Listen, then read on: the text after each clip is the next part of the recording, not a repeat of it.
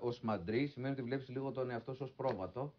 Δεν θεωρούμε ότι είμαστε πρόβατα. Λύκοι υπάρχουν και εντός Ευρώπης και εκτός Ευρώπης. Υπάρχει πάντα η παγίδα να εγκλωβιστείς ένα δικό σου μαντρί μόνο με λύκους και να αφήσεις και πρόβατα απ' έξω.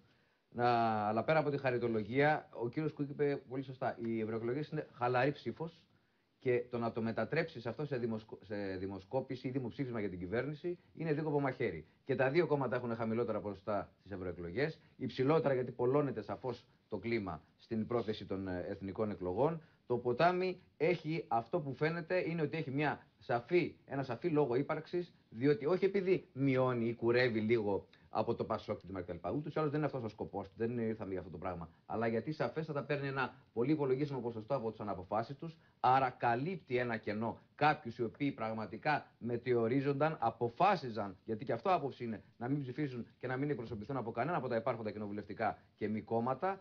Και επομένως το ποτάμι έχει σαφή λόγο ύπαρξης και θα συνεχίσει σε αυτή την απροσδιοριστία την ιδεολογική που μας λέει η Δημάρ. Με την Κομισιόν προσδιορίστηκε. Σαφέστατα με την Κομισιόν. Με τη Λυκοσυμμαχία. Πέστε τους και ένα πράγμα το καλημέρα. Με τη Λυκοσυμμαχία. Με το καλημέρα είναι το κόμμα. Λοιπόν, εμείς στο Ευρωμονόδρομο θα σας πούμε πάμε σε διαφημίσεις.